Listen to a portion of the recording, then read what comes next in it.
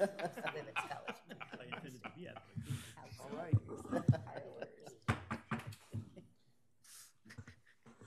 It's 2 o'clock. This is a regular meeting on December 8th of the Rehoboth Beach Planning Commission. We have a full group here today, but in any event, would you please call the roll, the secretary? Commissioner Bryan? Here. Commissioner Davis? Here. Commissioner Ellison? Here. Commissioner Gay? Here. Commissioner Hunter? Here. Commissioner Stewart? Here. Commissioner Stockdale? Here. And Commissioner Strange. Here. We have a full group, and I declare this meeting in order. 2:01. Ms. Womack, could you please give us the notification of this meeting information? The agenda was posted in City Hall and on the city portal on November 30th. It was amended and reposted on December 7th. That's all I have, Chair. Any correspondence? No. All right, the first thing on the agenda today is a continued discussion and possible consideration of a recommendation of the Board of Commissioners on revisions to Chapter 236, Subdivision of Land and Site Plan Review. Mr. Mehta, you have before us on the screen, I believe, the compare right version. Yes, can you hear me okay? Yes, sir. Yes. Yeah, so this is what's been posted as an embedded item on the agenda, so this is publicly available. As you can tell from the top, this is important. This version, this red line you see here, is a red line against a clean version of what you were considering on November 2. This is not a red line against the status quo code. This is for ease of today's discussion, since you already had a discussion on November 2, and after November 2, you suggested some additional changes. So all we have here are red lines, current red lines against what you might call a clean version of what you were discussing on November 2. The idea would be, at your direction when you have your discussion here today, provide additional guidance so that perhaps, hopefully in January, we can prepare another red line, which would be a comprehensive red line of all of the proposed recommended changes that you are recommending to the Board of Commissioners against the status quo. That would be a rather lengthy document, but if that's where you end up being, then you could vote on that and consider that in January. As you know, there's another agenda item for today's meeting which talks about ordinances in Chapter 270 regarding lot consolidation that have been stricken, and there's a placeholder here. You may or may not, it's up to you, decide that you want to make further amendments to Chapter 236 in view of the changes that the Board of Commissioners made with regard to Chapter 270. And if that's the case, then those additional changes could also be, in addition to what you're going to talk about today, could be added to a comprehensive red line in January against the status quo. So that's what this document purports to be, okay? All right. And I can make this larger if that would help you. Okay. Is that better? Can people see that better? Much better. Okay. So again, all I'm going to do here is to facilitate your discussion. This is your discussion, not mine. I'm just going to facilitate your discussion by zeroing in on the red lines here, so the proposed changes against what you all discussed on November 2, unless there's, but anything else is fair game. As I go through this, so there's another section that's showing on the screen that you want to discuss that's not redlined, that's obviously fair game as well. The first change for discussion against November 2 is under project concept plan. Somebody suggested that the word initial be changed to proposed. Lou, can we back up to the very first one? Of course.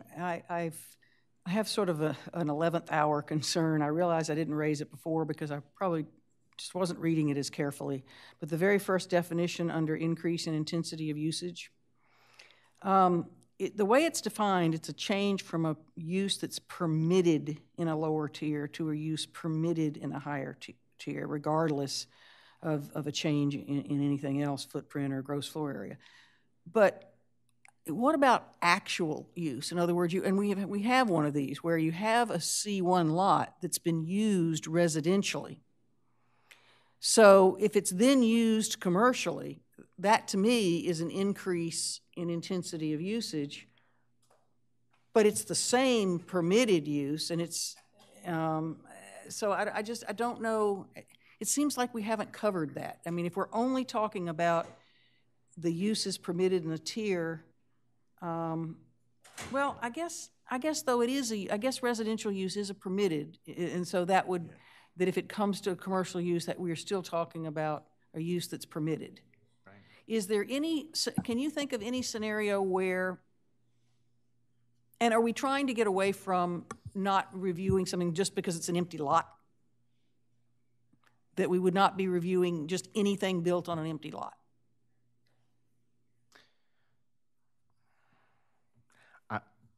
I think the way that your proposed revisions are, any empty lot is going to be reviewed, right? So across the board, anything that comes in on an empty lot is going to have to be reviewed by you. But if it is a use that's permitted, perhaps, let's say, a two-story commercial building that the first floor commercial is being used as commercial, and maybe the second floor is being changed into residential. Obviously, other things come into play with that.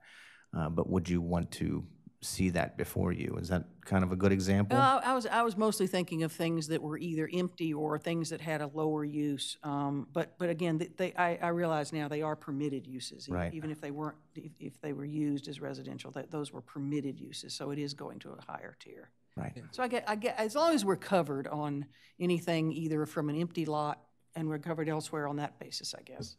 And a use, I'm just looking at use more than permitted use, but I think. Well, again, the language here talks about tier, not a zoning designation. I So realize we're not talking that now. residential versus Right. Commercial. We're talking about tiers within commercial, for example. Right. Okay, well then, never mind. I'm a little confused. Are we also, is it a consensus that any time an empty lot is developed, that's subject to site plan review? That's what Matt just said. I think it would be. It's an increase in intensity of use for sure. If there's nothing there and a use is being presented to it, you would want to see that, I'm sure. Well, supposing it's a residential. It's in one of the residential zones. No, that can go through. So if it's in a residential, Okay, so it's a not permitted every use. vacant lot Correct, yes, ma'am. that is developed. It would be primarily in the commercial district. Yeah, which is what the definition does say. It says a project in the commercial district. Well, I just want to clarify it. But if it's a project in the commercial district, and and the project itself is going to be for commercial use, it would still have to be subject to site plan review, even though it wasn't didn't fall into one of the 270-30A categories. If we're if we're still using the example of being an empty lot and now putting a use onto it, any use that you put on there is going to be an increased intensity of use. Because it's sitting empty right now, you're going to have something there now that's going to be using it. So there is no use essentially right now with an empty lot. It will be a use now when you propose to put something there. Well, but that then does not fall into this definition, because we're talking about a project in a commercial district that involves a change from a use permitted in a lower tier to a use permitted in a higher tier. That empty lot is not being used for anything other than an empty lot. But it's not being used, so Matt is saying it basically is going from zero to something else. Well, I don't Right. disagree with that, but that is don't think not that's covered reflected by in here? this definition. And that's what I initially had focused on, and now that we're talking about it, I think it may be okay, but that's why I noticed it, was for that very reason. Well, what you're saying is that example doesn't fit within the 6 subparts of 230A, Yeah. right? Yeah, I think Or that's. doesn't fit within this definition of increase in intensity of use. Do we want to add something that says from a vacant property or which has no current use? Do we want to somehow expand the fact that it's not being used currently For anything. for anything. If I may, 23630A4, a commercial project either compromising over 15,000 square feet, B, involving a substantial renovation, or C, involving an increased intensity of use.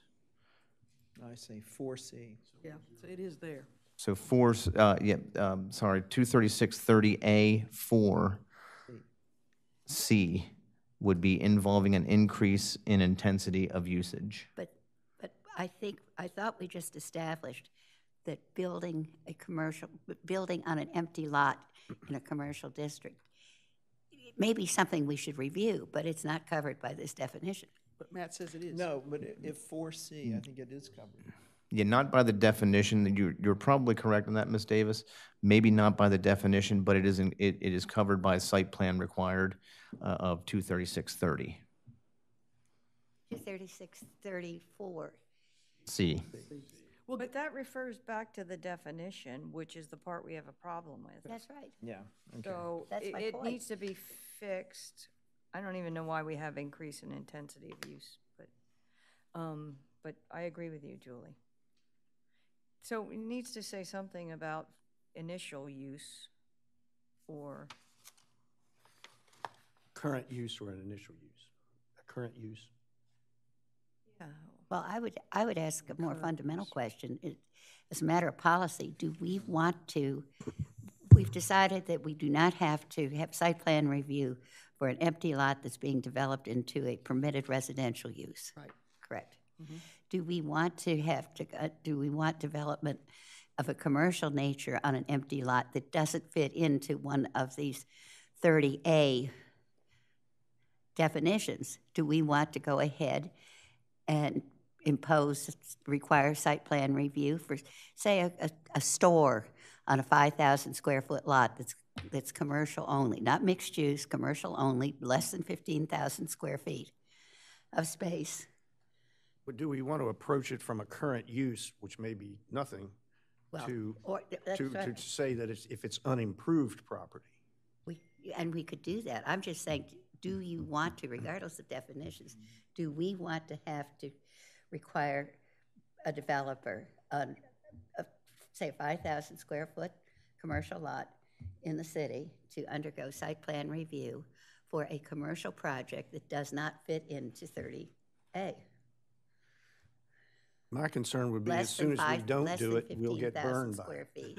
Clearly not a renovation, clearly not an increase in intensity of use as per this definition. Well, rather than trying to predict what might come at us, wouldn't it be better to go ahead and at least address what we perceive that situation to be? I don't think that's not appropriate by any means, yeah. And then the question becomes, are we talking about unimproved versus no use currently? Do I have that right? Right. What you suggest, because Ms. Davis?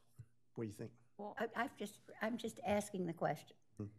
As whether as a matter of land use policy, we want to require the owner or the developer of a commercial property that with a use that the square footage is under 15,000. It's obviously not a renovation. It's not an increase in intensity of use. It doesn't fit into any of the 30A definitions. Do we want those developers or those property owners to have to file for site plan review, and do we want to have site plan review on that kind of a project? Is there a consensus on this? I say no. Do you have an opinion? My concern is whether we would be ceding the opportunity to assure the proposal comports with the CDP and other factors that may affect immediate neighborhoods. You mean if we don't bring those in? Do not review it, do we lose an opportunity to assure compliance with the CDP? Well, the project would still have to meet all the requirements of the zoning code. So it would have to be a permitted use. It would have to, meet the development standards of height, square footage, setbacks, FAR, and so forth. So, I mean. This would be site plan review. That doesn't happen. It would just be that we wouldn't need to do the site plan review. It just, is that correct? That's what you're asking? Yeah. Yeah. But Matt just said that the way the code's currently written, this draft, that we would be seeing those. Based on the That's- substantial renovation. Yeah, that's his take on the definition and the listing of factors. It's a substantial renovation, but there's no existing building. No, it's an increase in intensity of usage. But it's not covered by this definition. So one thing Matt you says may it want to is. do, just it seems to me the discussion here demonstrates the issue, would be one view. So you may want to consider, but it's just a policy question, it seems to me. And That's what I'm saying, it is a policy question. and so one place to put that, if there's some concern that it's not already addressed, is whether you were showing now. So I've jumped ahead to, this is 230-630A4. Do you want to add a D to 4 to pick up in the commercial district a project that you may want to put some parameters, not any some magnitude parameters of the development of an empty lot, Yeah, development of an unimproved property subject to commercial some district. parameters. in the commercial district. But do you want to have some magnitude, some square footage floor, or? I don't think so. No, So I don't think this is going to come up that often, but I tend to think that, in part for that reason, that it would make more sense to clearly include it. So perhaps a development or improvement of an unimproved parcel? Yes. Yeah, I guess Does that so. sound something along those lines? I'm not objecting on principle to it. I just wanted to point out that it's not covered by the code or by these revisions. Do I have any Well- objections to this? Yeah, let's make it clear. I agree with that. I agree. All right. Okay, so then we back up to where we were. We'll come back to that. So the idea would be, come back in January, the January draft would show a D here in 4 along the lines of a commercial project involving involving an improvement to an unimproved parcel, or something along those lines. Okay. So now we go back to where we were. Anything else on the definitions? Or the proposed change to change the word initial to proposed? I think it's just a semantic issue. Not, and then here, this is the definition of preliminary review, and so here we have 2 alternative sentences. The first sentence in black is what you considered in November, on November 2nd, and the suggestion was made to come up with an alternative language similar to that first sentence. I would need some direction from the Planning Commission which one you want to opt for. How do you read the difference? Yeah. I didn't see any substantive difference. I mean, I can read the different words, but I mean, what? It's largely stylistic. I'm sorry. It's It largely seemed- stylistic as Yes, and I opposed to read it as substantive. stylistic, but Not it just seemed to substantive. me that the red version was just a bit cleaner, although again, no change in substance. Do we have a consensus on that? Anybody? To go with the red line? Yes, sir.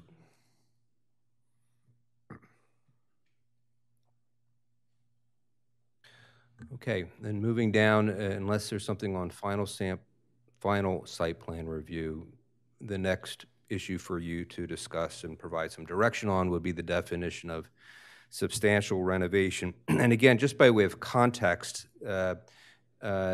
based on the discussion on November 2, including based on the input from Mr. Janis, there was a discussion to move away from trying to affirmatively define by code de minimis projects that you don't want to spend your time on, and rather include in the definition of substantial renovation the type of de minimis renovations you don't want to spend your time on. So that was the context of this discussion. And so there are two proposed carve-outs for definition of substantial renovation. I think here it's probably a little bit more than stylistic. It's more your views as to what is clearer. Any thoughts on this? I would note, I think in the first blue section, blue line, should that be and/or? Yes, it should be and with a D. It seems to me that the placement of the word only, in the first blue version, I read it to be only ornamental or maintenance, so the only applies to only ornamental or only maintenance. I guess my question is both the placement of only and also suppose it's, a little bit of ornamental and a little bit of maintenance. I mean, I don't think we are seeking to exercise jurisdiction when it's cumulative, so long as it is only in these categories, if that makes sense. So are you suggesting strike the word only?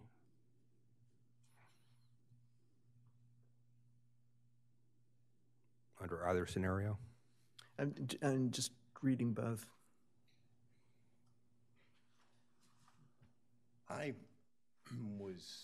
When I looked at the first definition, when I looked at the first definition, the phrasing maintenance related, to me, how close does it have to be related to maintenance? It seemed to me that was an imprecise concept. Ordinary and necessary maintenance, there are issues associated with that phrasing, but that does tend to have a more accepted meaning, and it's, in my mind, clearer looking at this again. But my issue with the first alternative is that if we exempt any internal renovation that does not alter the gross floor area of a building, then we are exempting, basically, as I understand it, that was the sandcastle situation. Am I correct, Mr. Janis? I would agree. And so that then it relates back, but justifies or provides the basis for the fact that the original sandcastle renovation never came before this commission. Plus, you could have, using the sandcastle or any other commercial project, you could have a project that didn't alter the GFA of a building, but altered, perhaps more than 25% increase in the footprint or height or lot coverage, but because it was the same gross floor area, it wouldn't be covered. So, and for purposes of full disclosure, I suggested the second alternative. Well, that's what I think I'm hearing, is that the second alternative is preferable. Yes, Is that the consensus? I think so, but I have one question on the second one. The more I look at it, I'm almost there. But I have a question about the phrasing or updating of elements of an existing building. Well, elements, I'm wondering what... And I'm not wedded to this language. I suggested conceptually the alternative, but certainly not just wedded to the language. What I was responding to, however, was the discussion at our last meeting about the restaurant, Cuvée Ray's, I think it was, that when the new owner looked at it more closely, found that the floor had to be replaced, but that became an issue for site plan review. And it seemed to me, element may not be the right term, but, you know, just to say that, to deck that project to site plan review because it's a floor. Well, perhaps maybe the way to adjust for that is saying, or updating of existing elements of a building, because in that context, doesn't the building exist? The element exists. The floor. Well, it would be updating of an existing element. And then we talked about the project, and I think it was the Henlopen Hotel where they replaced all the vanities in the hotel room bathrooms being subject to site plan review. I mean, I'm just struggling with a way to take those projects off the table. Right. But Well, should it be leaving the limited to wording to perhaps, those who are, should it be limited to structural elements, updating of structural elements? well, something? but that doesn't get you the vanities. But Julie, if you move the existing around, doesn't it? Because it's excluding consideration of, you know, updating in it. Oh, sorry.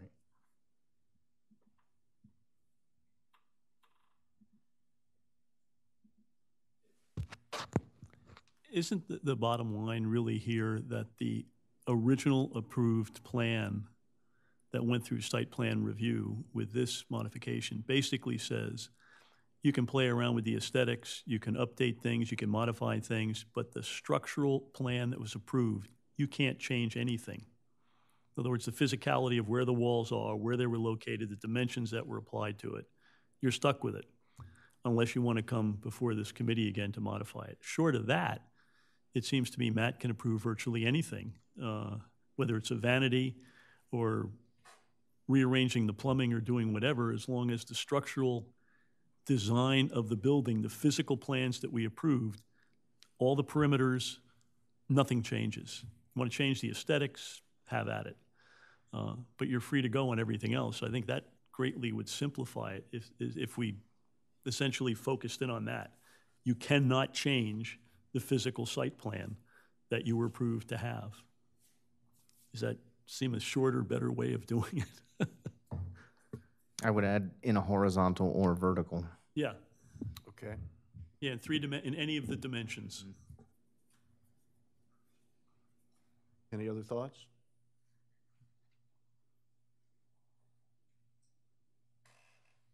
Well, would you keep the language that specifically, because I'm thinking actually also of sort of the public, the contractors, the people who actually read these rules.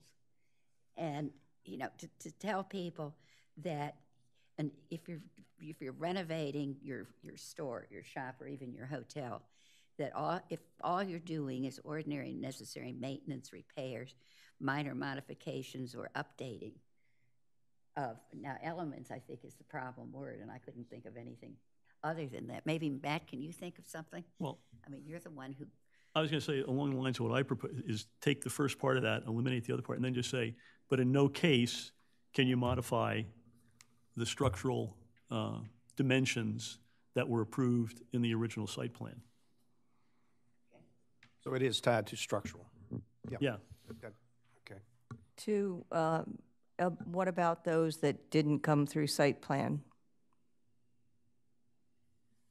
So there is no original site plan. Yeah, particularly older buildings. Yeah. Aren't going to have gone through site plan. Well, and the, you know, sandcastle.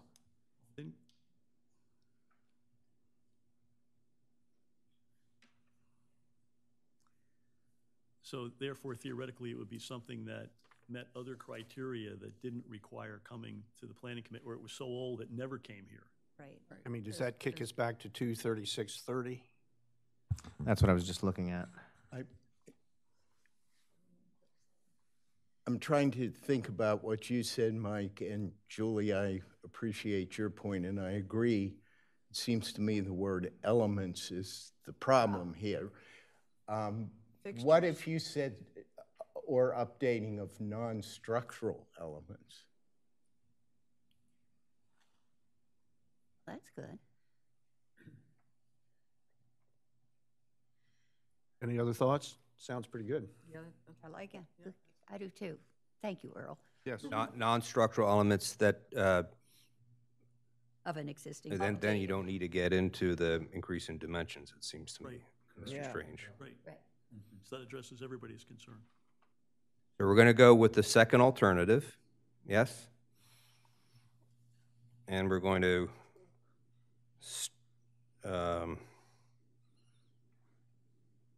strike the word updating, strike the word or updating of non-structural elements. Elements, or what was the word that you decided on? Fixtures? Non-structural is okay. Non-structural elements. Elements? Components, elements. Non-structural. You know, you're an architect. Well, yeah. Better word. The non-structural elements of an existing building or components. Yeah, because structural elements are a term of art within the construction industry, which is well understood by building and everybody in the trade, so. Non-structural, so we're basically choosing the second alternative and inserting the word non-structural before the word elements, correct? Got it, okay. Anything else on that issue?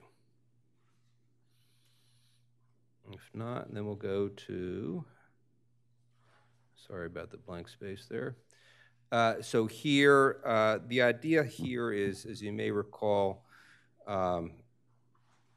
there are analogous but not identical provisions in your current code regarding the notice that's required for preliminary review and hearings on subdivisions, which is 236-28, and site plans, which is 236-34. The idea here is to have those provisions mirror each other exactly, except for using the word site plan under 236-34 and subdivisions and maybe lot consolidations in 236-28. So all this that you're seeing here simply tries to mirror those two provisions. And the consequence of adding to 236-28 this C language, which picks up 236-34 for site plans, the result would be that you could then strike 236-29, because that is subsumed by 236-28C now. They would be the same. That's the idea. Ms. Womack, won't the one set of requirements for everything work better for you? Yes. Okay, so that's the idea there.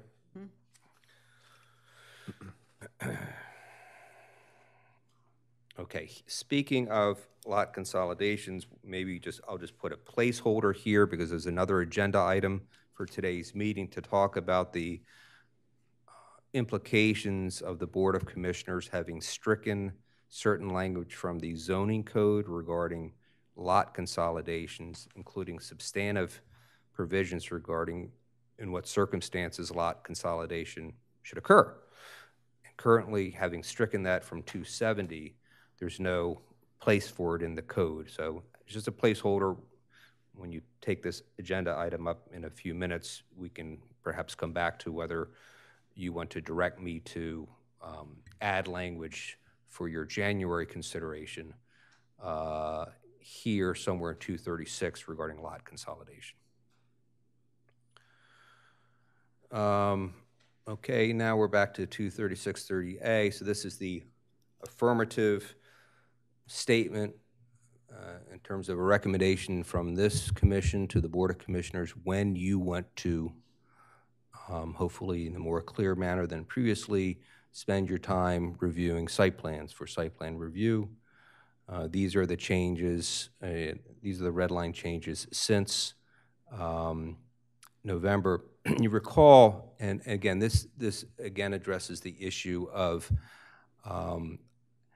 not being able to anticipate every small project that you don't want to spend your time on. So we already talked about this in connection with a carve-out for the definition of substantial renovation. And here, the other idea that you all talked about on November 2nd was to give this body some discretion. You'd have to take a vote on it, I think, and be very clear about it, as to, oh, gee, well, this is such a de minimis project. It's not otherwise excluded from site plan review, but we're the ones who are spending our time. We deem it unnecessary to go through site plan review. So that's what this language does. Unless the Planning Commission expressly determines by way of a formal action confirmed in writing that a particular project otherwise does not require site plan review, then boom, boom, boom, boom. So that's the idea, is to give you some, basically an opt-out. So we couldn't anticipate in writing in 2023 everything that might come down the road. So we're going to give ourselves an option to say no. That's the idea. Anyone have any concerns about that? My only concern is practically, how does it get before us if somebody doesn't submit at least a concept? I guess they'd come to concept review, and then we'd make a determination that, and then vote that we don't need a site plan review. Is that practically how that would unfold? Well, I think your question would be, what if we never hear about it? What if they don't? Yeah, yeah. For site plan. So what? Well, would that be something, Mr. Janis, that you might be the one who flags that? Because they got to get a building permit, right? Yeah, pretty much everything requires a building permit here, thankfully. I'm trying to just think of some examples that might fall into the not what's covered here, and it's very hard for me to do.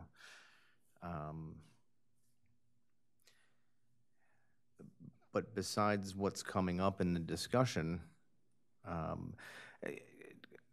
would say that, you know, the city is working on the ability to be able to view at least issued permits, not necessarily applications, but issued permits. Granted, that's a little too late in the game, but at least there is a way to review those. I don't know that there is a good answer for that question that I can think of right now. I mean, really, this is the opt-out section, not the opt-in. That's right. So, you know, what I'm looking at and struggling with a little bit is the use of the word otherwise. It is an opt-out provision, and I'm not necessarily, you know, saying it's problematic, but I'm just struggling to read it like a layperson and say, yeah, it makes absolute sense to me. Unless the commission determines a review doesn't require site plan review, site plan review is required for everything. So just delete the word otherwise? Yes. It does read better. It's a double negative or something. Yes. I mean, maybe there's something going on there that I don't see, but well, there's two issues here. Okay, yeah. So one is, this is getting a little bit arcane, but maybe there is a project that actually is otherwise covered by 1 through 6, but since we are not clairvoyant, right, and say, well, gee, even though it's covered by 1 through 6, it's so de minimis, we don't really want to spend our time on it. Or there's a project that's not covered by 1 through 6. Well, if it's not covered by 1 through 6, then it doesn't go through site plan review. So that's why I think the word otherwise is appropriate. well, are you trying to say? Because otherwise, unless you affirmatively say that site plan review is required, then the building permit is going to get issued without site plan review. Well, I kind of see that going on, but is the point there that you have to get the site plan review unless we determine through our own reading of those provisions it's not captured by them? Yeah, so look, I think the idea here is to follow up on discussions we've been having for a while now to create a carve-out in addition to substantial renovation. Whether it comes up because the building inspector says, look, I've got this building permit, arguably requires site plan review, do you want it? Or whether sua sponte, you become aware of something. I'm not sure it matters. I would agree with you that it does not cover the situation where Matt doesn't raise it, you're not aware of it, and a building permit gets issued. If a building permit gets issued, it gets issued. So how it comes to you for that determination, I think, is irrelevant. But are we trying to say that for a project that is otherwise described in subsections 1 through 6, that the commission may, by a formal action in writing, decide the site plan review is not required? Yeah, I think that would be a good way of putting it. Because I think that's the intent. I think that would be a good way of putting it. All right. And I have a very small suggestion for subsection 4. Give me 1 second, please. Actually, I guess it's Now, paragraph. 4 is the one where we're adding a new subsection D, Exactly is that right? And all I would do would be Luke said give him a minute. I'm sorry. Too much. Writing. Time's up, Luke. Okay. 4. I suggest that we insert the word or in between A and B. It is between B and C, but just to make it clear that these are totally separate and independent And it would be between C and requirements, D and then as it well. would be Yes. between C and D also. Right, yeah, okay. Agree. So that there is Agreed. no mistake that these don't stand alone by themselves. Good catch. Okay. I might come back to you for your suggested language on the carve-out. All right, anything else on this one?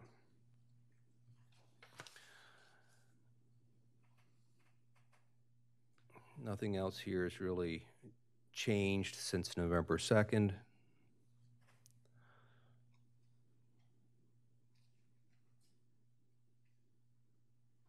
Except in project concept review, which again, you now are proposing be mandatory, shall. There was a suggestion to change in 23631C, third line, change the word accept to receive to make it clear that it's simply the physical receipt as opposed to agreeing with it.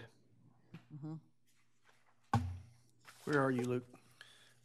23631C, 31. page 9. Okay. Got it. Now this is sort of the inverse of the carve-outs that you, or the logical consequence of the carve-out language you were just talking about. If you go to 23633B, because of the opt-out, as the chair has referred to, the opt-out language, both under for de minimis substantial renovations and the language that was just discussed, it seems to me that that the language in 23633B is irrelevant and no longer required, unless perhaps Mr. Janus has a view whether he needs 23633B regardless of whether it goes to site plan review. I mean, if it's helpful, Matt, saying it twice means you mean it. As long as the verbiage is the same. Yeah, that's the part. But it's not. Yeah. Right. It's not. And so if it's not going to be consistent, I would say strike it. Okay. All right. Anybody else? So that's the entire B. B, so then Bravo. C would become B, basically. Then we go to 23634. Again, this is the mirror image of 23628, but this is for site plans as opposed to subdivisions. And then we have fees. That has not changed. And then there was discussion. This is the proposal for 27084, building permits, basically to put on the website certain building permit applications. And there was a discussion back on November 2nd to change 5 days to 10 days. So that's what this denotes. Any concerns? Okay. I have a question, since we've talked about all the permutations. If you know, pursuant to disclosures or however, a member of the Planning Commission wants to raise the question of whether a project should go through site plan review, if despite all of these all of our best efforts to identify all the situations, is that simply, I mean, one could say, well, our rules of procedure simply indicate that, I mean, I think they indicate, I have to look, but generally speaking, under Robert's rules anyway, members of a commission can make a motion, and, you know, that would seem to be the logical way to proceed. But just as a matter of information, is that the understanding of the commission? The understanding that you would have the power to do so, or that would be appropriate, or well, that would be the. I mean, it's logically implied from all the other provisions that we're. So, my memory is no longer perfect, but we've been talking about this for a while. I seem to recall some heated discussion by some members of the public about whether that would inject a degree of lack of predictability from the property owner side as to whether a proposal requires site plan review or not. I may be wrong in my recollection, but I believe that is correct. I believe that's correct. I believe my recollection is correct. Let me just put it that way. Again, I think it's important to remember that the state code does not require a planning commission to do site plan review. Every city decides how it wants to do it on its own. Every city is different. The issue, I represent you, I don't represent anybody else, but I seem to recall somebody making the argument that because site plan review is a laborious project, an expensive project, that the regulated community was looking for greater predictability as to when a project requires site plan review. Right. I mean, I'll let somebody else make that argument, but I seem to recall that's what somebody said. Right. No, I'm not trying to introduce unpredictability at all. I mean, certainly that's a reasonable concern. I'm just trying to consider, and I apologize for thinking out loud on this, whether we have stitched up every aspect of this procedure. And I do recall also that if a building permit is issued and if applications are disclosed or publicly disclosed or whatever, there is an existing procedure involving not this commission but an appeal to the Board of Adjustment, I believe. That is correct. Yeah. So it may be that effectively sort of stitches up any sort of loophole that's left. I mean, are you asking if the Planning Commission could sua sponte yes. get involved? Yeah. With yeah. I mean, not yes, and yes, and that would of course be, well, yes. That's an interesting question. I don't see it anywhere in the code at this point. There was a provision back in the day where I think in 30A, a category that was struck were plans that would be, that the building inspector could recommend site plan review for. But my recollection, and Matt is here, that the building inspector did not want to have that discretion anymore. I'm not questioning, I'm just saying that was in the code. Agreed. Well, I don't want to, I mean, it may be that this is something that we could discuss at a future meeting. I would like to think about it more, because I'm not sure exactly what I think the best resolution is, or if there needs to be any other resolution. I do think your procedural observation about any aggrieved individual or party can appeal to the Board of Adjustment a decision by the building official, which would be a separate process from the site plan review. Which is one reason why it's important to have the information disclosure, so that one knows when building permits are issued or applications are filed.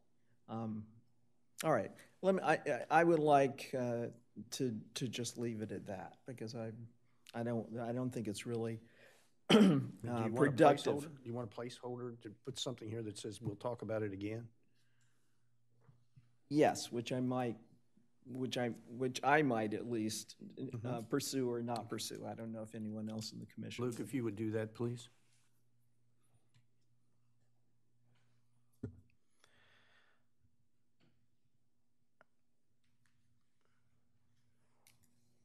Okay. So unless there's anything else, those were the points I wanted to facilitate for your discussion for the first agenda item. Mr. Chair, if I may, 27084.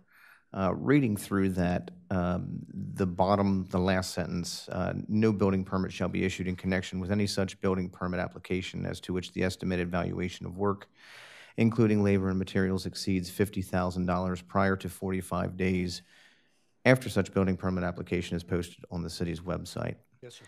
I've been pulsed today, and this is just an example of many pulsings that I get throughout the day on any given occasion. For a hotel that wants to do changing in carpet, changing in vanities, and to delay them 45 days for that work is going to be a substantial delay to them. So we may want to think about that last sentence a little bit harder. Is there a better time? I don't have a suggestion really for it, but I know that, 180 rooms for a hotel is going to take a while to get that stuff done, and to delay them 45 days in the middle of the season of which they can get that work done is going to affect their bottom line greatly. Okay. Is that another placeholder item you think that needs, do you want to? I think it's worth a discussion. I think about that requirement. It doesn't necessarily give me acid reflux, but I think it needs to be thought about on a level of, remember that prices fluctuate greatly throughout the year on market, cost of materials and things like that. $50,000 right now is a small kitchen remodel because of some of the materials that we're using. I would say probably that would equate to maybe 10 rooms of a hotel that would meet that 50,000 threshold if it was just carpet. So is your concern, or is the articulated concern the word remodeling? I think the concern to me is to delay a commercial project in respect of if it's modifications to the interior of the property. There's no real reason that this board should be involved, or that this body should be involved in the replacement of carpets, in the replacement of vanities. And I know I brought this up before in the earlier section, but this one, is going to delay that project 45 days if this is enacted. So I would just like you guys to take a look at that and consider 108 rooms, 180 rooms, even 60 rooms, even 10 rooms, that $50,000 is going to be hit very, very quickly. And to delay them 45 days, definitely going to. That number perhaps the problem? It may be, maybe another qualification to that. I don't necessarily have any suggestions right now to it, but that $50,000 is a very, very low threshold. If I could make a quick comment, just as a homeowner, you're absolutely right. You can't do a 10 by 10 kitchen for 50 grand, No, you can't. including appliances. You can't. You can't do a 10 by 10 bathroom for less than 30 grand. You can't do it. So I do think that we need to consider how the market has really moved, and the market moved really rapidly over the last 3 to 4 years. So I see the dollar amount being an area for consideration and discussion, and I also see the timeline being another area for consideration and discussion. I think both need to be reconsidered. But this provision only applies to building permits for commercial projects. Yeah, that's what he's talking about. That's correct. I'm specifically singling out hotels for this example. Again, I just fielded a phone call this morning about interior renovations to those hotel rooms that will be delayed 45 days if this code is enacted for them to be able to begin their work. Whereas a simple review from my permit is really a crunching of the permit in essence. I don't need to see plans for carpet. I don't need to see plans for vanity. I can issue that permit very, very quickly. Usually when those permits come in, it may sit for a day or two, and they can be issued very quickly. So I just want you to think about that. I think that's a holdup that doesn't have to, that applicant should not have to go through. Mr. Stern. Could I, before we leave it, just a question. I ordinarily, I know we could talk about dollar amounts and days, but it seems to me we may get into an endless debate about what's the right number, what's the right timeline, and we'd still end up with issues no matter how long we thought about it. When I think of work done on a building, and in the way contracts are usually structured, often the concepts are construction, operation, maintenance, repair, or rehabilitation. I'm looking at the word remodeling, and I'm not as familiar with the issues here as all of you, but I'm trying to, why was that word chosen, and you know, what do we mean by remodeling? Is that the problematic term here?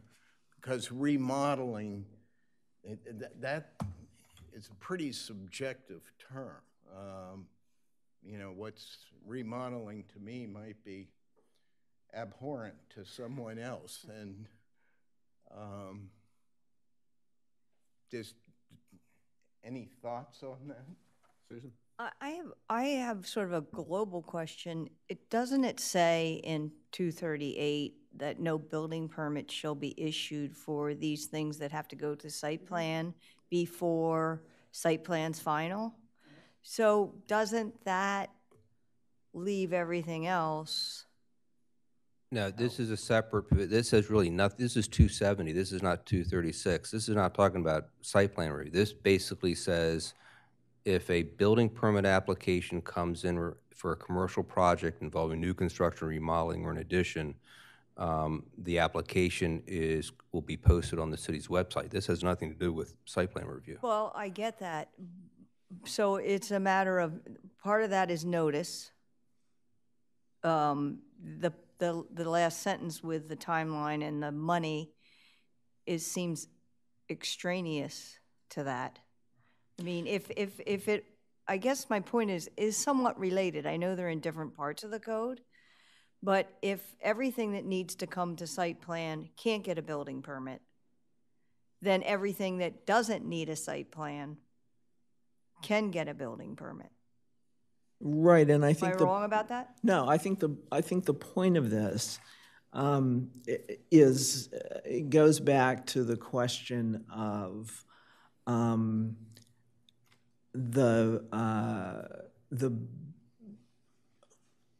let me see, a building permit application and the sort of public disclosure of building permit applications for commercial projects only.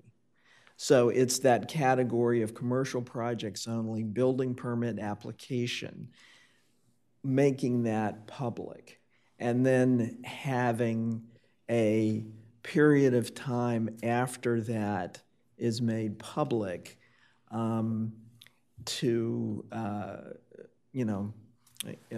essentially permit the public to be aware of it. My suggestion would be that we sort of mark this as another placeholder and come back to the specific language. Before we do that, yeah, because I'm happy to do that, but the reason I posed the question is I'm trying to figure out what we're trying to capture here. Exactly. And my question was trying to get at, if you look at new construction, that's structural work. An addition to an existing building, that's a structural component. Remodeling is a word that kind of captures replacing, dressing up things that already exist. So I don't know what the history of remodeling is, and I'm trying to figure out what were we trying to capture here. I think this goes back to the sandcastle. Yes. And the sandcastle was described as a mere remodeling with respect to which the gross floor area of the structure did not increase. Ergo, no building permit or no site plan review was required. By the time people figured out and the Cape Gazette covered the project, the building permit had long since been issued. The time to appeal it had long since run. And so this was an effort to this language to make it clear that if a building permit came in, and you can pick your number in terms of how substantial the project has to be, but the people would be alerted in time, on a timely basis, that this project, a building permit was being sought, and that it was not scheduled to come before the planning board for site plan review. And so that then you've got two issues. Appealing a time to appeal the building permit, get your ducks in a row if you want to appeal it, even if you agree that there's no site plan review. But if it does require site plan review, you've got time to make that clear.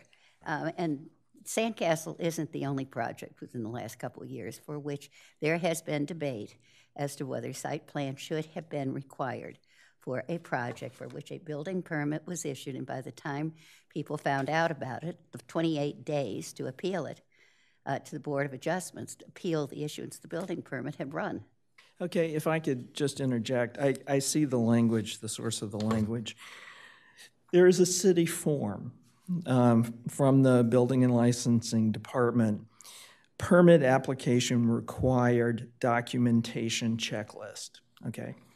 So it goes through, the various things that are required for different kinds of application. And then under commercial projects, it says, applications for work on commercial projects or multiple use residential projects must be submitted with da-da-da-da-da. And then the category is underlined and described as commercial projects involving new construction, remodel, or additions of building zoned commercial or multifamily. So it's from the form, the city form. That's not a reason why we have to stick with that language, but that's where it came from. It came from a city form. Thank you. Mr. Strange. Yeah, I was going to agree with Julie, and I had already made a note. The sandcastle was the predominant one where this something that was significant. There may have been errors in judgment within the city, neither here nor there, but it happened to happen. However, from Matt's perspective, and I agree completely, having been on the other side of the fence years ago, 45 days when you've already got your act together to be held up, and when you're coming in to get a good faith permit, you can't get the permit until you have the appropriate information to get to the point where you can have the permit. And then the building inspector may look at things and say, well, you forgot this or you forgot that, and say, oh, Jesus, and then you get that done. Forgetting the dollar amount at the moment, I think the 45 days is excessive from any practical matter when you're doing construction, and the number of things you have to do to get to the point where any building inspector can list a go or a no-go. So I would recommend that be dropped dramatically to be more in line with other timeframes. And Matt, I don't know which one you want to select. But it seems to me that from the standpoint of what's been raised about notice and the ability to look at something, you don't need 45 days to review the permits that are on the website. As soon as they go up, I don't know what anyone's individual practice is. Maybe you look every Monday, every Friday, or whatever. But you can do that within a week. Even you can do it within 5 days, depending on what your interest level is. So my recommendation would be that I'm not so sure a dollar value needs to be in there, but you put something like 5 to 7 days and go. And I'm not sure anyone would object to that. And if you're really interested on the other side of the fence, whether you're an official or an interested citizen, you can check the website once a week and fully know what's going on. So my recommendation would be that, quite frankly, the dollar value be eliminated and it just be posted and require what you might call a 5 to 7 day waiting period, and pick whatever number you'd like. Well, and I would note that it doesn't just go on the city's website, it goes to the city manager. And the city manager, could circulate it to, whomever, the planning commission or, any other appropriate city entity. But yes, I agree that we need to revise this. And if I may, I don't want to exceed my bounds here, so this is a procedural observation, not a substantive observation. If the impetus for this was sandcastle, which is why we've been talking about this for the past year, a fair question might be, well, if you're going to make the changes to 236 that we've been talking about for a year, does that negate that issue? It's just an observation. Quite a bit. Well, I think it makes clear that sandcastle Should have had. should have had. Well, but that's my whole point. I mean, No, I understand, but it's not, sandcastle might not be unique. I mean, but. But anything like it is now covered in site plan review.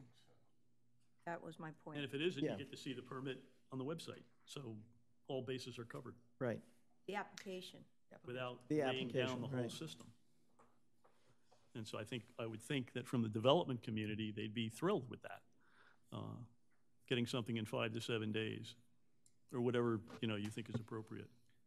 I would just like to add that building permits are good for 365, so whatever date upon issuance is the official start date of that permit issuance. So your clock is ticking, there's 365 window to get that construction done, underneath that permit is ticking at the time I hit the print button. Right. And what's also ticking is the 28 days I don't disagree. to appeal the building permit issuance to. I definitely Board don't of disagree. Adjustments. Right, so if, for example, if it was 7 days from the date of when it's listed. All right, can you sit closer to the microphone? I'm too close? No, closer. I'll get closer, okay. In light of that requirement for disagreeing with the application, that gives you still a window to respond and yet still be responsive to the development community to get things rolling. I don't know if anyone else agrees with the concept of eliminating the dollar value. I think the time value is much more important than the dollar value, whether it's 0 or 5 million. I think at this point, as I'm listening to the conversation, I would be just as satisfied to see the dollar value go away and really focus on the time components. Yeah, I agree. So should we mark that as a placeholder for further discussion? Do we need a placeholder? I thought we fixed it. I think we want to see the I think you want to see the final language, language. because I think notionally, we have a concept of what we're trying to do, but We're going to see the language of all of them anyway next month. Yeah. You will see a comprehensive red line against the status quo in January. With respect to which we can give you one-to-one comments. No, For he's the saying, January he's saying it would meeting. come here in A January. draft will be circulated mean. to you. You can share drafting suggestions one-to-one, but the public debate would happen Right. a month from now. But given that process, would there be a, quote, finished product to look at in January? We could, I think we'd be back in the position of debating and probably if you reach resolution, I might be able to make the changes on the fly. If they're de minimis, on January, whatever. If they're extensive, then I'm not going to do on the fly extensive. But if it's changing 7:45 to 7 and strike 50,000, I can do that. Okay. I mean, would anybody be willing to come up with a compromise solution that? Well, we're taking the dollar amount out altogether, right? Yeah, I think we agreed on that. And then what was the time frame? 7 days? Is that really? Well, I'm not sure we decided that, and we also, Earl's comments about remodel, I'm not sure I ever heard what was going to happen to that. I thought you were good with that now, that Nan. Well, it does track the form that the contractors or developers use. I'm okay with it because I understand now why it's there, and we have covered the other broader concerns in other provisions. So I'm good to go with leaving it in. 0 and 7. As we kind of brainstorm around, particularly the day time frame, are there other examples of posting requirements that we could look to for examples? Are there other legally mandated posting timelines that we may want to consider aligning with? That, I'm not sure that there is anything. I can't think. I don't think our city has any, and our city code doesn't have any. There's not really none that I know of through the construction industry either. Excuse me. As soon as you get your building permit in the construction world, that's your go-ahead. You get it done.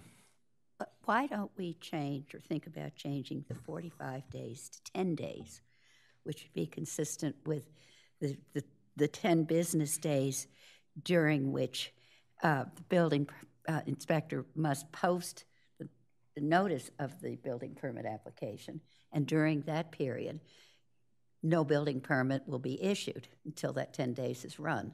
That's and a by sort which of time example. it's got to be up and on the website. That's the sort of example I was listening for to try to guide the thinking, yeah. Well, then, are we taking out the dollar amount completely? Yes. Yeah. All right. All right, yes, so we delete the dollar amount and change that day in the number in the next to last line to 10. And so we have 10 in the first line and 10 in, at the bottom for that symmetry. I think 10 business days? 10 business days? Yes. I mean, what I'm trying to do is minimize the amount of things that we have to debate again. Yeah, yeah. I mean, Matt, are you comfortable more so with this than what we came through the door with? I think it's definitely better than what we have. Just have to be cautious of obviously my workload and then throwing on the additional requirements to upload every single permit that comes in.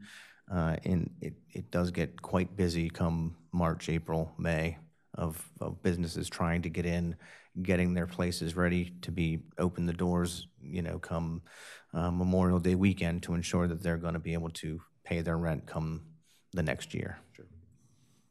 well, I wonder if there's I just wonder if there might be a software approach to this as well, so that you're talking about posting an application. So some applications are sometimes filed online. Is that correct? I would have to verify with our IT department to see what exactly we can access. I think right now we can only see issued permits. I don't think we can see applications. Right, but I mean, I guess what I'm suggesting is that if you could inquire as to that, that seemingly would make this much easier. Absolutely. And then my only question would be to the lawyer's side of this is how does FOIA play into application status versus permit status? What am I allowed to see at the application side? What am I not allowed to see at that application side? I know when an application goes in, it's pretty much a public thing. It can be reviewed at that point. So I would just. Thank you. Thank you, Chair. And hello, everyone. It's a pleasure to be here. You're correct. Once it's submitted, it's a public document. Okay. And just to Commissioner Dewey's earlier question about legal timelines, commonly 15 days notice is used for things such as public hearings. That's state code, and it's mirrored in city code. So that's just an example. Not endorsing that timeline, just. All right, Mr. Mehta, do you think you have enough to come back to us with something to Yes. to read quickly? Okay. All right, is there anything else? And Alex, my apologies, I do welcome you as city solicitor and appreciate your being here. Thank you. It's a pleasure to be here. Look forward to working with all of you and promoting the city's welfare. So thank you. We certainly are about that. Anything else, Mr. Mehta? On this agenda item, I'm not aware of anything on this agenda item. That would be item 6A. Can you move to that, sir? Moving to 7A then. Yeah, that's what I mean. So this would be a discussion of two ordinances that are embedded here, and I will pull both of them up, I think.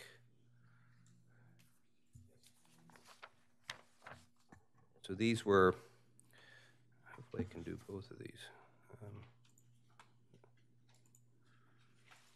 And what we may want to do, I'll just do one at a time. yeah, what we may want to do is ask Matt if he could perhaps provide some context, some background as to why this is before us and what we're supposed to do here.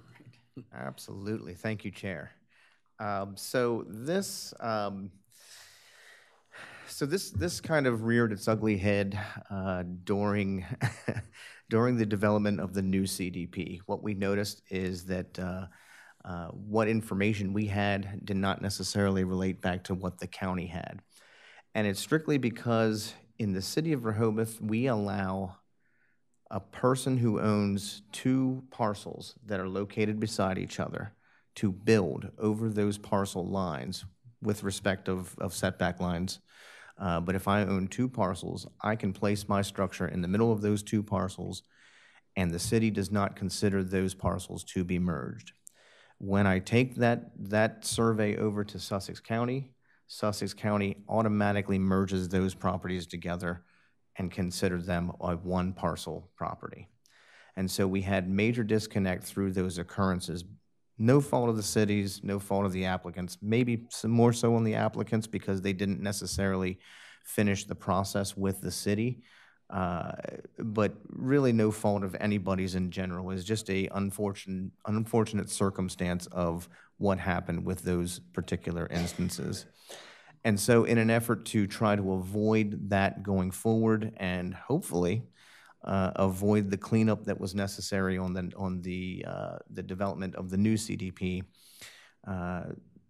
bring these forward to the Planning Commission such that the process is known, the requirements are there, and everybody follows their necessary steps to get the process complete.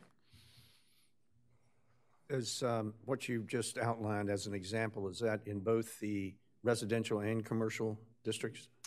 It was a problem across the board, just within our city boundary. It didn't matter where.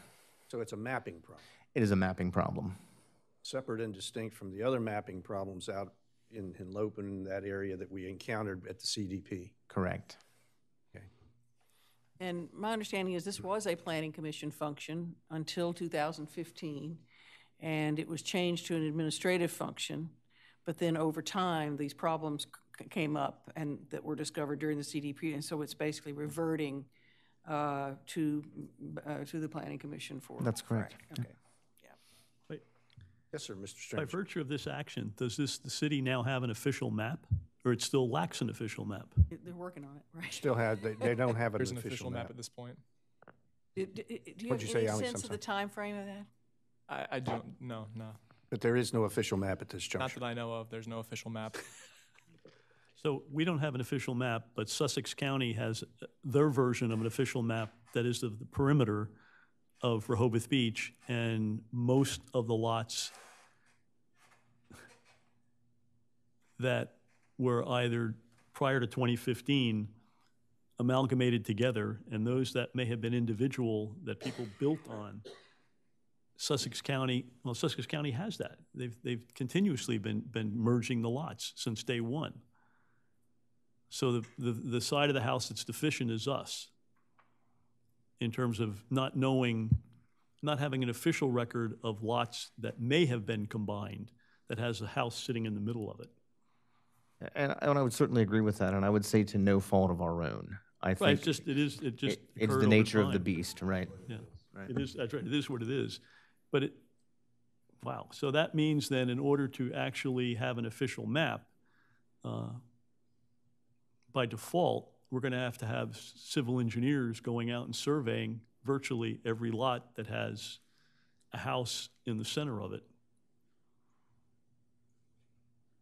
Or take the county's information. I mean, Yeah. isn't that, Yeah. that's probably what they're doing, right? To do the map, take the county's Yeah, information? I think a good fallback would be to adopt whatever the county would have Right. as far as because the deeds are recorded at the county level. They're not Right. recorded here at the city level. That's right, so the individual, Right, and after right, the meets and bounds would be valid, Right. right, okay. And for the county's purposes, once those lots are constructively merged, let's say, they become a single lot for tax purposes. That's correct. And so the adoption of this ordinance takes us a long way toward addressing this problem I believe so. of mapping. Yes. Okay. That's the hopes. I have two questions. One of which is under the administrative procedures that have been repealed, there was a requirement that the lots be in common ownership for purposes of consolidation. I don't see that requirement carried over into the new legislation. And was that inadvertent or was that deliberate? And if it was deliberate, why? And my understanding is that it was inadvertent, and that's one of the changes, in fact, that I was going to suggest, is that we make sure that language, and we may get to this when Luke gets to that part, but all of that under 270-46.1 that was struck, there may be a couple of provisions in there that need to just be moved over instead of being struck completely. And that's one of them. That's my understanding as well. Is that correct? Yeah, good find on that, and I think we'll review at the solicitor level and certainly advise accordingly. My second question is how this new process, by which the Planning Commission is going to be handling these lot consolidations and partitionings, for that matter, always have done the partitionings, how that affects our role in site plan review. Subdivision also, but we have very little subdivision activity, so it's mostly site plan review. As a matter of policy, and I say policy because I don't believe it's in the code, 236 anyplace, we have taken the position that if you have a project involving multiple lots and multiple ownerships, that those lots have to be consolidated in order for site plan review purposes and obviously for building permit purposes and zoning. The process that we would now be in is that at what point in time would the property owner have to come before the Planning Commission to consolidate those lots for site plan review? because I assume there are transfer tax implications, and that the developer or the property owner doesn't want to commit to all of the re-recording of deeds and entities and so forth, unless and until the property owner has an approved site plan, presumably conditioned on consolidation. So we approve the site plan conditioned on consolidation, and they have to come back for consolidation to us? I think that's a great question, and I think we're seeing some great examples right now with the various hotels that we're seeing. Yes, that's why I raise it. Great question. And I believe, I think you guys can handle that all at one time. And it was something that I brought forward to the applicants when they came forward to begin the discussions of their projects. And I noted all of them. I think it's the city's desire to have you merge these properties together if you get site plan approval. And so I guess in the back of my mind, I always carried that as these applicants came towards you for their approvals, that was part of their process that they were going through anyways. I didn't think it had to be a separate step in this process. I think that if you were to give site plan approval, you would not automatically merge the properties, but give that same permission to merge the properties together when you did the site plan approval. But they have to be under the same As ownership. a condition. But again, they would have to be under the same ownership, And correct? then they would have had the transfer tax. And that's the trigger on their side. Plus, I think there's documentation for the consolidation that's a little bit different from the documentation. We'd see deeds, for instance, which may not be in there, but we need to add it if it's not.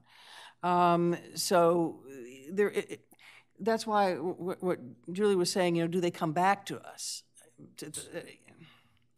Or is it sufficient if they satisfy you that it's been done?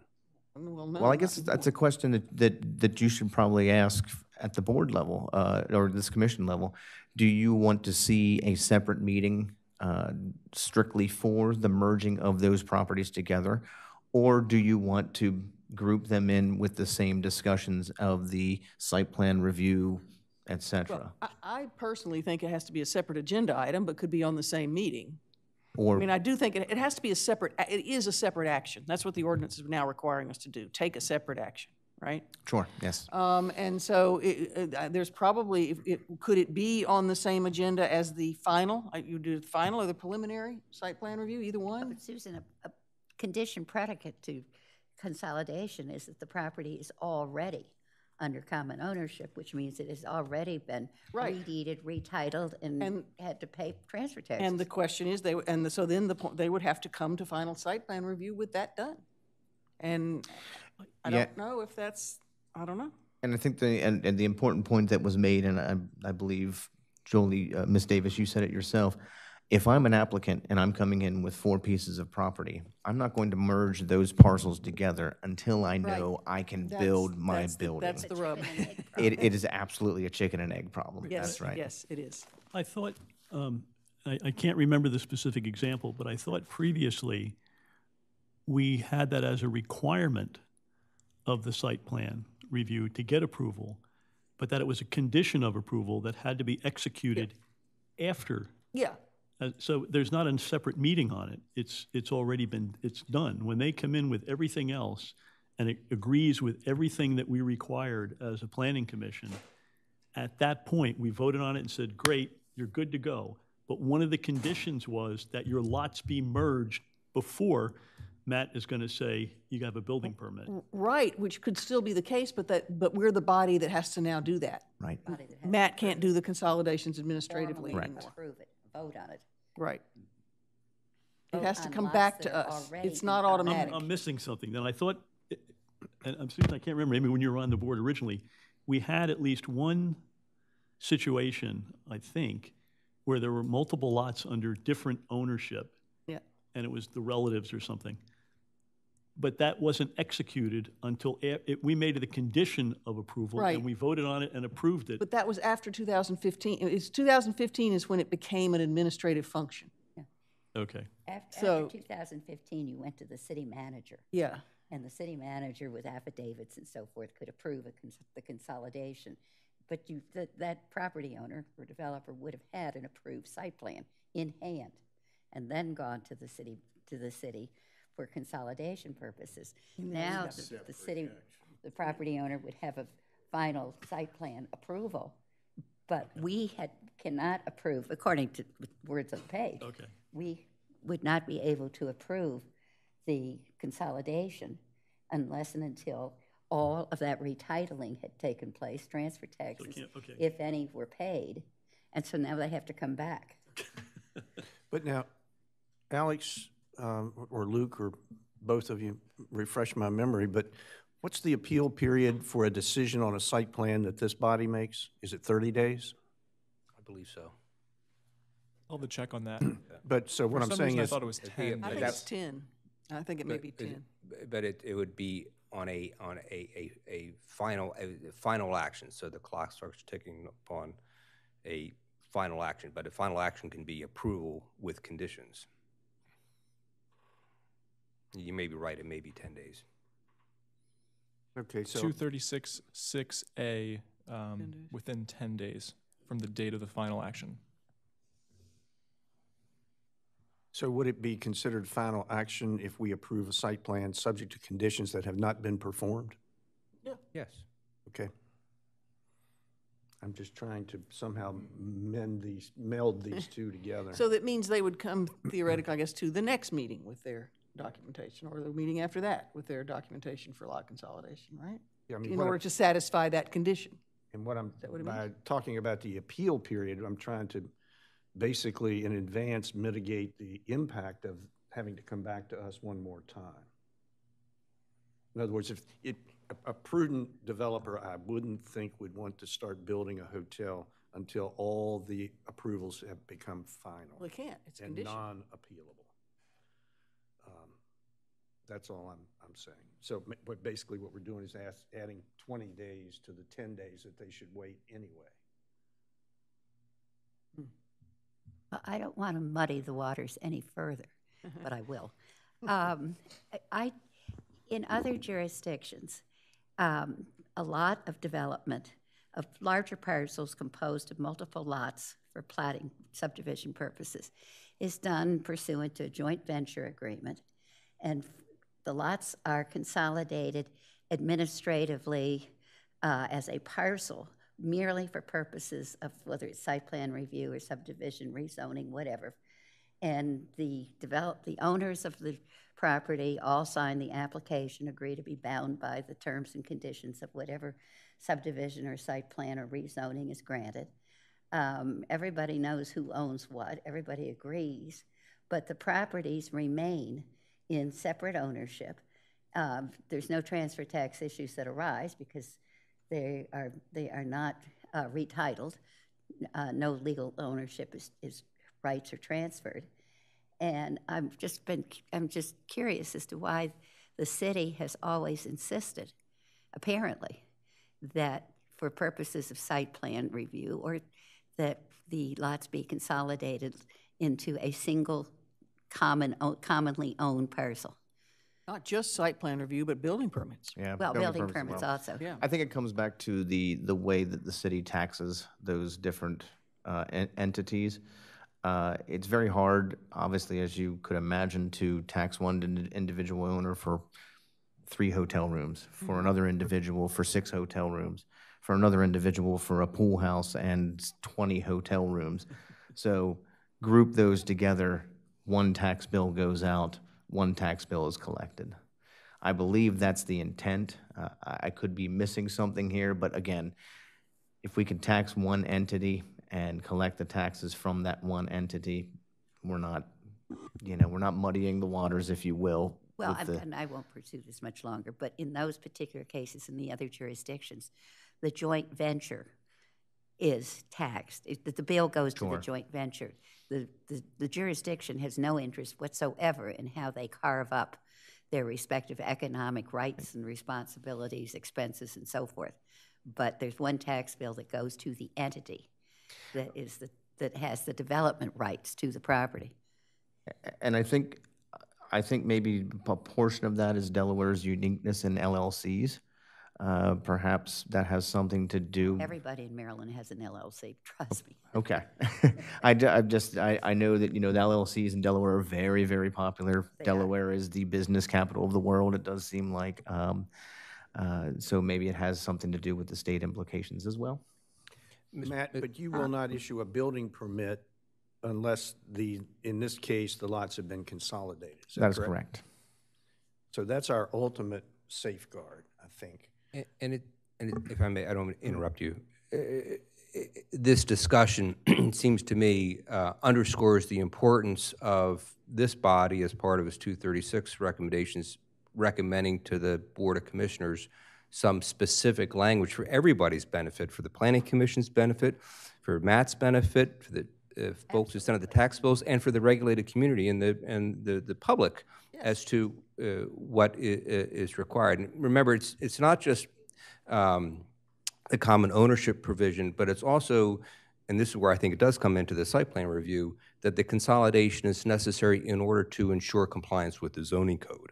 And that's the other key language. I think it's been stricken from 270, but I think it would be prudent for the Planning Commission to recommend certain language go back into the code somewhere for everybody's benefit. Redrafted. Oh, God. Okay, so are we asking Luke to come up with a draft document for us to look at? So I'm happy to do that. I don't want to short circuit either Matt's or Alex's presentation. Some guidance from you would be helpful. The two documents that are on the website here, they show what has been stricken, and whenever you're ready to talk about it, we can just quickly go through it, but I don't want to interrupt other discussion. No, I think this is a good time. So there are two documents. I think the first one, which is 09301, is pretty straightforward. I'm not sure, it really matters. We're either adding fees, and then adding to 236.8.1 procedures for consideration of an application, adding lot consolidation, and also having a provision, this is what's already been passed by the Board of Commissioners, and I'm just going through this. I'm more concerned about what was stricken rather than what was added. But here there's a provision that provides that basically, upon recommendation from the building inspector, if you can choose to do away with or just forego a preliminary review of a lot consolidation and move straight to a public hearing. So I don't think, unless you feel otherwise, I don't think this one is an issue. Is a helpful synopsis here.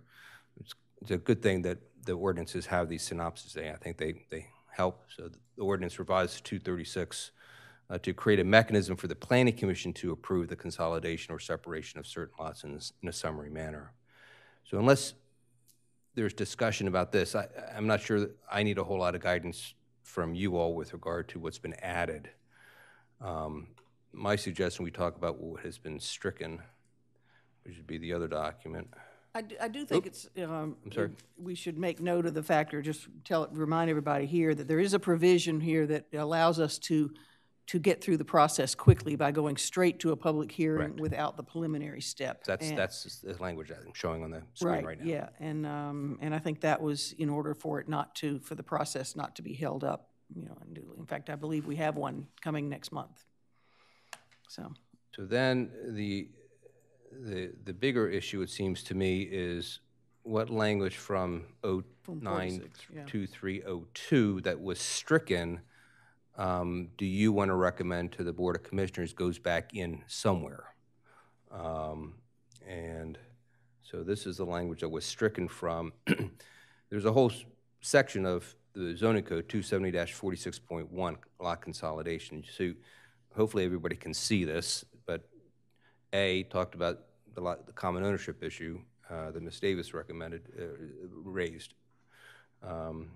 Two or more lots under common ownership shall be consolidated into a larger single parcel for zoning purposes. when the multiple lots are utilized as one parcel as evidence through the placement of structure, yada, yada, yada, or otherwise expressly consolidated to comply with the provisions of this chapter, and this chapter is the zoning code. There may be, it seems to me that we don't need to reinvent the wheel here. There may be some improvements that you want to recommend, but that language, it seems to me, at a minimum, should go back in unless you have additional tweaks you want to make to that. Mr. Janis, do you have any thoughts about putting it in Chapter 236? I think it would be more appropriate in that chapter. It definitely, as we're talking with site plan approvals and site plan review, it definitely has a home in that consideration, I'm sure. Thank you. And similarly, B, stricken, probably should go back in somewhere. No lots may be consolidated unless the lots are under common ownership. Not sure we need to reinvent the wheel on that one. That's, if that is the intent. Okay. C, no permit shall be issued when 2 or more lots must be consolidated to comply with the provision of this chapter until the owner of the lots has executed a lot consolidation affidavit provided by the city acknowledging the consolidation of the lots into a single larger parcel for zoning purposes, and the affidavit is recorded in the Sussex County Office of the Recorder of Deeds. Does this mean we don't have to have it as a condition because it's in the code? Or we would still make it a condition of approval? I'll need to think about that some more, but my initial reaction is that you still want to make it a condition. Condition, okay. And would you also, it would be for consolidation for purposes of the zoning code and for site plan review? You could be express about that. From my perspective, they're sort of one and the same, but I think that would be a fair addition.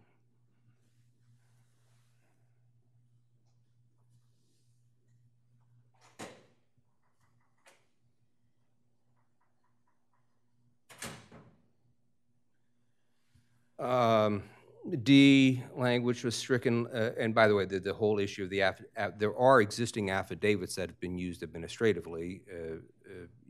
You all may want to decide whether those are adequate for your purposes or not. D, lots merged as provided herein may be separated to their originally plotted lot configuration through an administrative approval. So this seems to me, whether you want to take on this piece that was done administratively, do you want to, and it was the intent, I don't know whether the intent was for D to be transferred this to the Planning Commission. Lots merged as provided here and may be separated to the originally plotted configuration through, perhaps going back to the Planning Commission, by demonstrating that it's not necessary to consolidate the multiple lots to comply with the provision of this chapter, by demonstrating that but for the requirements of 270-22A, which I believe is lot configuration, it's not necessary to consolidate the multiple lots, and so on and so forth. So it's not, maybe it'd be helpful for the Planning Commission to receive additional guidance as to whether this D is still necessary with this coming back to the Planning Commission. It seems to me probably yes. Yeah, I don't think you want to confuse the process. Right. You know, some things are the Planning Commission's, other things are the city manager. I don't think you want to do that. It all comes back to us. Right. Yeah, just bring it back to the Planning Commission. E. Now this is this is a little bit different. This was stricken, and again, unless there's something wrong with, if the intent was simply to conform the Sussex County records with the city records and to move this from administrative process to a Planning Commission process, I'm not sure you really want to fundamentally change language that everybody's been using for a while, unless you want to improve upon it. E, upon application to the Board of Adjustment, the Board of Adjustment shall grant a special exception separating lots previously determined to be consolidated when it is demonstrated by substantial evidence that the lots were consolidated due to a legislative act of the commissioners and not to land improvements, and so on. And F, notwithstanding anything contained in this chapter. The contrary, in all residential districts, no structure shall be constructed that would result in a consolidation of two or more lots for zoning purposes unless all such combined lots have contiguous and continuous frontage on the same streets. The point of just going through this is, again, you may want to simply move existing language from 270 to 236, and if there's language to improve upon procedurally or otherwise, based on some of the discussion we had earlier today, we could do that. But it seems to me it would be prudent, it seems to me, to incorporate existing language without major substantial modifications. And so will your draft for the next, or for the January meeting include what happens here? Yes, and I will exercise some discretion as to where the most logical chapter is, if you'll indulge me, and I'll hopefully pick the right place for that. But we'll talk about it in January. Okay. Any questions? Anything else, Mr. Mehta? Yes, Michael. I just have one. You have to forgive me, the last few weeks I was otherwise involved, but I don't see why so much of this was stricken as a function of the need that was expressed because of doing what the, in order to get things coordinated with Sussex County. I don't know, maybe Matt or maybe even you know, is why was so much of this stricken? It seems to be sort of out of joint with what the original purpose was. Yeah. I don't know the answer. Does anyone have any familiarity as to why it was stricken? Is it not stricken because it needs to be moved? Is that? But it wasn't moved. But it wasn't. Yeah. Well, it wasn't moved. It's going per to se. be. Well, it is now, but these two ordinances were approved in September. Yeah. I can't remember. I might go back and listen to Right. some of the It just- recordings and see. You know, It doesn't seem to make, right. it doesn't seem to be logical Right. in terms of what the need was, and so I'm. Yeah. You know, the sense I have is that and correct me if I'm wrong, that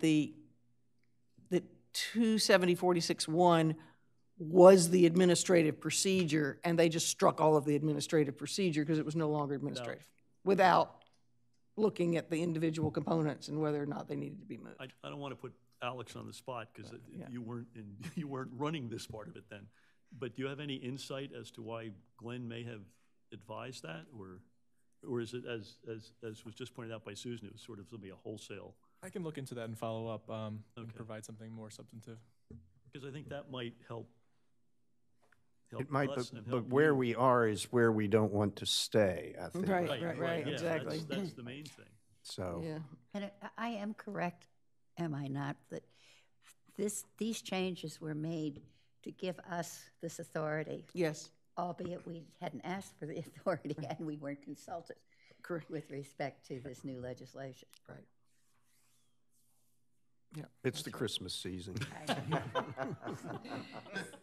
But in all events, if I may just suggest procedurally, I do think it puts a premium on getting this, if we're going to, especially when we incorporate this stuff in, to get a vote in January. Yeah, and move this I'm over glad to we the have Board it of now, Commissioners. before we finish 236. I'm glad it's nice to be Yes. able to incorporate this now. Even though Santa came early. Yeah, right. Matt, Anything else? I think Matt had a question. Yes, sir. Yes, as I brought to the chair's attention, something else to consider is when we look at this process, we also have to look at your applications that you all have created for the revisions that need to Yes. be done with those, plus the creation of a merger application. I've got a couple applications on my desk currently that do not have a formal application process, so just consider that in your adoption of this. I spoke with Mary Ellen Yes. Gray yesterday about this matter, and she indicated that she would gladly take that on Oh, fantastic. Okay. from a forum standpoint, Okay. so that we don't have to get involved in your forums, to what you want to see when an application comes in, no matter what it's for. So I was she under. in- I'm she in- sorry. Yeah, sorry, go ahead. I was under the impression that they were actually your forms and that the planning commission actually created them. From what year? the beginning of time. They need a lot of work. They need a substantial amount of They work. need a substantial amount of work. Well, we can't take the credit or the blame. So, Anything else? not on that. Well, it's been very productive. Yeah.